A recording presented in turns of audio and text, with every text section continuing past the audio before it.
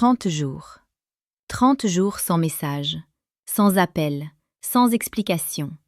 Et pendant que toi tu doutes, pendant que tu te demandes si tu fais le bon choix, elle commence à changer. Pas parce que tu parles, pas parce que tu insistes, mais justement parce que tu te tais. Écoute bien cette phrase de Marc Aurèle. La force de l'homme réside dans ce qu'il est capable de supporter en silence. Ce que tu vas entendre aujourd'hui peut complètement transformer ta manière d'aimer, de séduire et surtout, de ne plus jamais te perdre pour quelqu'un. Avant d'aller plus loin, dis-moi en commentaire, as-tu déjà essayé le silence ou est-ce que tu as toujours peur de perdre en te taisant? Partie 1. Le silence, ce que peu d'hommes comprennent. Le silence n'est pas une punition. Le silence n'est pas une manipulation.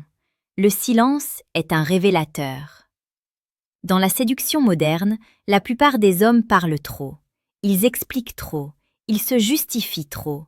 Ils donnent trop vite, trop fort, trop tôt.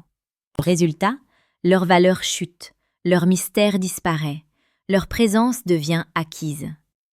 Quand tu te tais pendant 30 jours, il se passe quelque chose de brutal dans l'esprit féminin. Son cerveau, habitué à ta disponibilité, se retrouve face à un vide. Et le vide, l'esprit humain le déteste. Psychologiquement, ce phénomène s'appelle la privation de stimulus. Quand une présence disparaît sans conflit, sans drame, sans colère, le cerveau cherche à comprendre. Et ce qu'il cherche, il commence à le désirer. Partie 2. Ce qui se passe dans sa tête. Les premiers jours, elle ne réagit pas. Elle pense que tu vas revenir. Elle pense que c'est temporaire. Puis une question apparaît. Pourquoi il ne m'écrit pas? Ce n'est pas de l'orgueil blessé, c'est quelque chose de plus profond. Tu n'es plus prévisible. Et comme le disait Épictète, ce qui trouble les hommes, ce ne sont pas les choses, mais les jugements qu'ils portent sur les choses. Ton silence devient un jugement muet, et ce jugement la touche. Partie 3. Le moment où tout bascule. Semaine 3. Vers la 3e semaine, quelque chose change. Elle commence à repenser au moment passé, au regard, au silence partagé, aux instants où elle se sentait désirée sans être poursuivie. Dans la vraie vie, en séduction, ce sont souvent les hommes les plus calmes, les plus centrés, les moins pressés qui marquent le plus durablement. Pourquoi?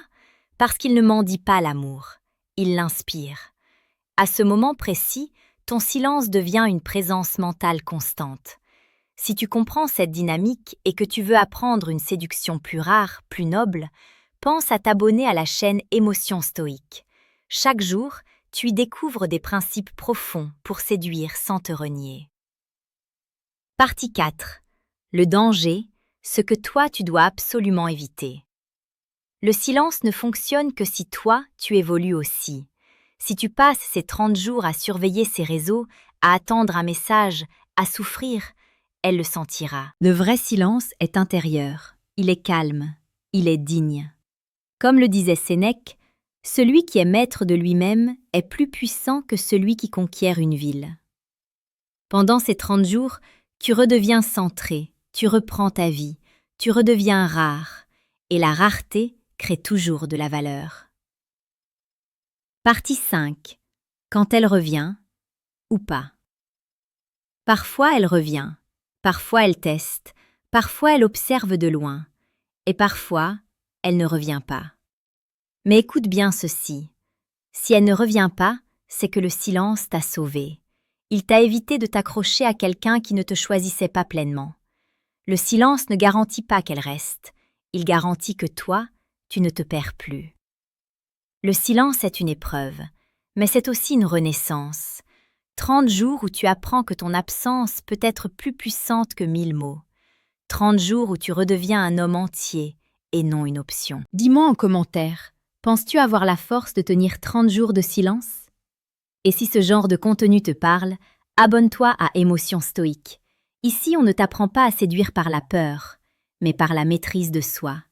Reste digne, reste calme, et souviens-toi, parfois, le silence dit exactement ce qu'il faut.